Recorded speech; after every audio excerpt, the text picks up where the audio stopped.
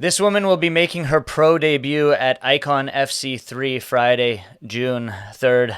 Lydia Warren joins the show today. Lydia, thanks for joining me. Yeah, of course. Thank you guys for having me. Definitely. Now, I want a backstory. I want to take it backtrack. Obviously, this is your pro debut. You've had your amateur fights and whatnot, but take me back. What got you into combat sports? Like, was it in a young age? What brought you to this point today? You know what's weird is I didn't start this until I was kind of older. So I didn't start doing any sort of combat anything until I was like 19 maybe. And at that point I was still living in North Carolina, which is where I'm from. And I ended up like finding my way to a jujitsu gym.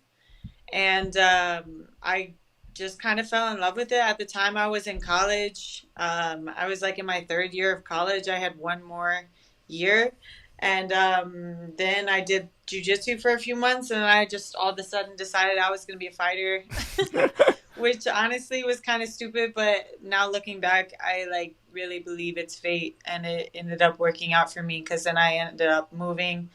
I dropped out of college. I left everything pretty much I had ever known, and I moved across the country to train here and never looked back. So it's kind of like a beautiful journey for me, you know. And for those that don't know, by here, what do you mean? In New Mexico, Albuquerque, New Mexico.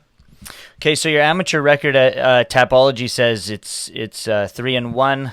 You fought obviously two Jackson Wink Fight Night promotion events, got the victories in those. Your most recent one in 2020. Why such the layoff between your last fight in January of 2020? Obviously, there was a canceled bout in 2022, and now you decided to make the pro debut. I saw in a interview with Fight Bananas, you're like, no longer fighting for free. This is what you want to do. You want to get paid for this, and obviously, that's what's happening. Yeah, I just kind of said that a lot of it's not for money, you know, at the end of the day, like I could quit fighting altogether and be fine. But at the end of the day, I just love this shit. And honestly, the layoff and everything, you know, my last fight was 2.5 years ago. Um, a lot happened in between there. I was supposed to make my pro debut end of 2020, I believe. I ended up getting COVID the week of. Um, and then after that, it was just things kept falling through. I couldn't get an opponent. But again, I truly believe that a lot of that was just like fate and timing, and things needed to come together between then and now, and everything just kind of aligning itself. Um, and then now I just truly think like now's the time. You know what I mean? Definitely. What It's did pretty Trey unexplainable. A lot of things like happened in my own personal life that I needed to experience to grow to get to this point, and I think everything just came together exactly how it needs to.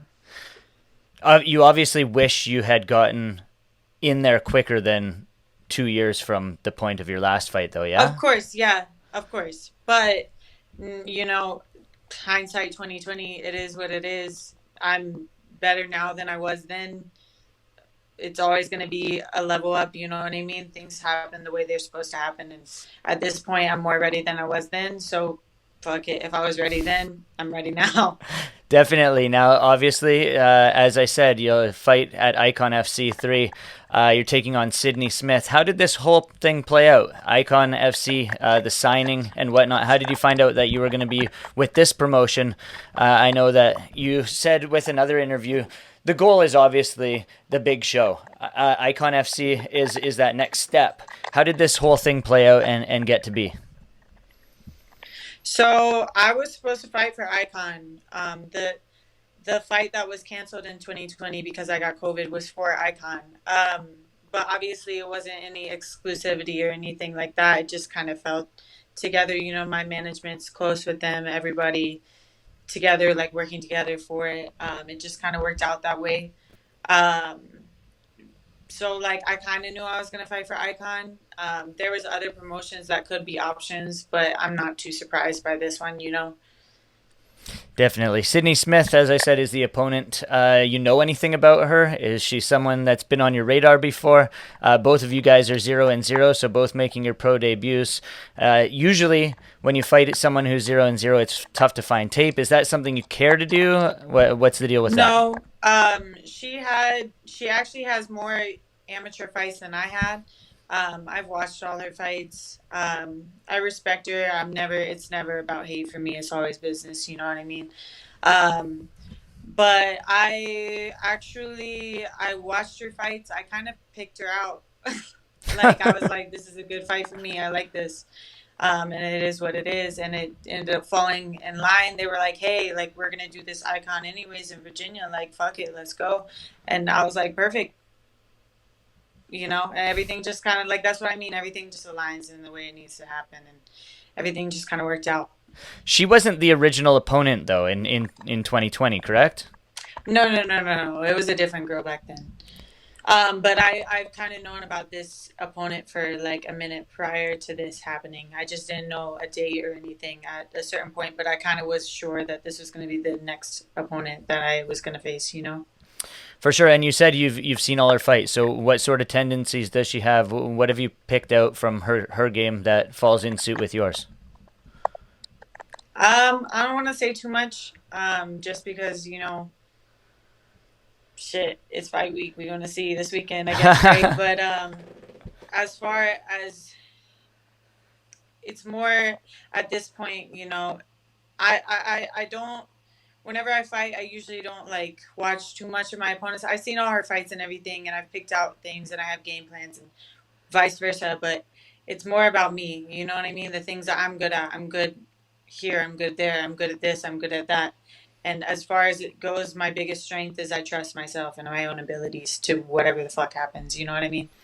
So at the end of the day, it's not a lot about who I'm facing. It's about what I'm doing, anyways, behind closed doors. Definitely. That's what I was going to say is you get hit once, that first game plan goes out the window. You get hit twice, the second game plan goes out the Yeah, window. It's you focus on yourself more than anything. And exactly. You if you can know have your game own plans, you can have strengths, whatever, but at the end of the day, it's a fist fight, and it is what it is. But I trust myself. I've been in there. I've been doing this shit. You know what I mean? I've been practicing with the best. I've done this shit. You know what I mean? So at the end of the day, you just got to be a dog at a certain point in time. You either are or you aren't. definitely. And as we said, this is your first fight since 2020. It's going to be in June, so midway through the calendar year. How many times would you like to be active this year in 2022? In a perfect After world. this one, I'd like to at least get two more. I think that's doable by the end of the year. I don't think that's like a crazy request. Obviously, I knew like once I got started in my pro career, I was pretty sure once it picked up, it's gonna keep rolling. And I'm fine, and I'm fully prepared for that. You know what I mean? So as much as possible, I think two is not a huge crazy request. So we'll see how that goes. But yeah, that's the goal, I guess.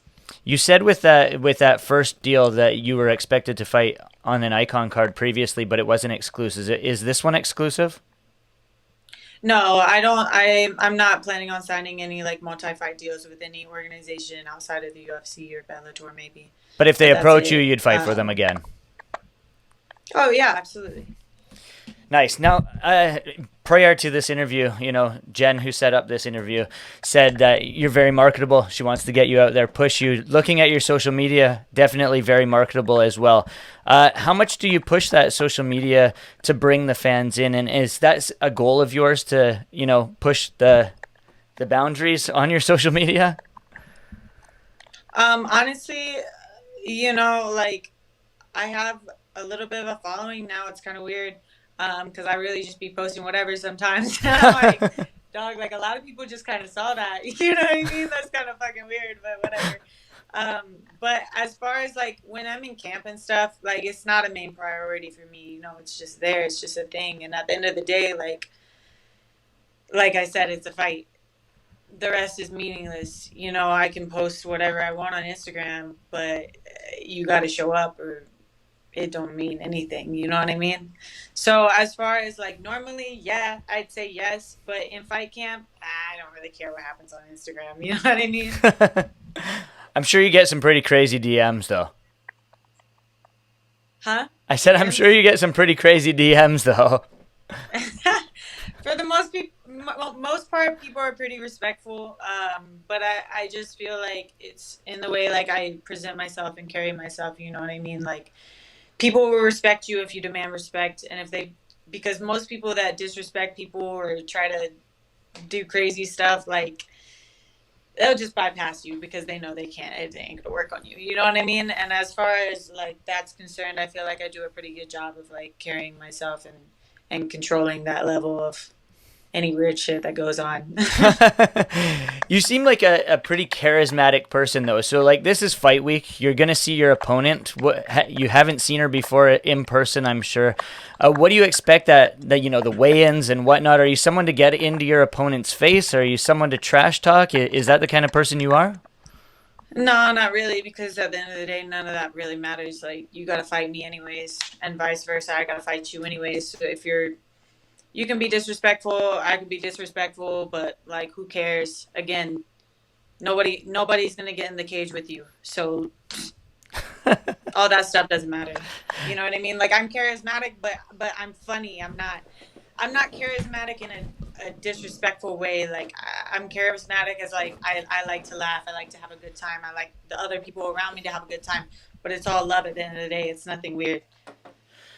For sure. Now, as I said early in the interview, you said that you know you could quit fighting altogether if you wanted, but this is a passion of yours. What is a backup plan if fighting doesn't go your way? You know, I have a lot of talents. I feel like I'm a very smart person. I financially like I invest my stuff well. What I have a job and I've made money. You know, up until this point, I haven't made a dime off of fighting. Um, and I own my own house. You know, I invest money here and there, and like I feel like I could do whatever I wanted.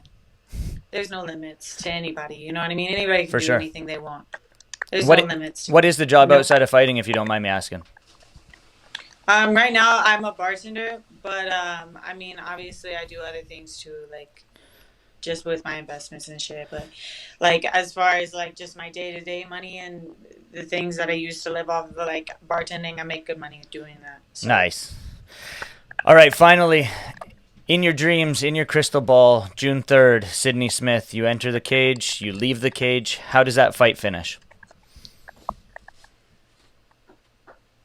I guess we'll see.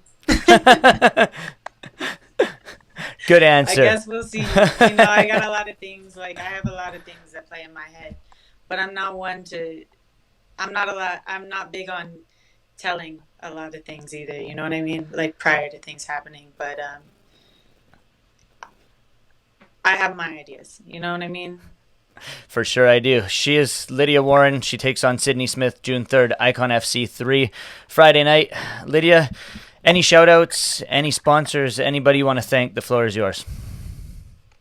Um, I have a lot of sponsors that have helped me with this camp. Obviously, Hooters sponsors me. I've worked for them for a long time. They take good care of me. I've got a couple more. Argos. They make the little mushroom gummies and stuff. They're really cool, and they've helped me a lot with this too. I have a couple more.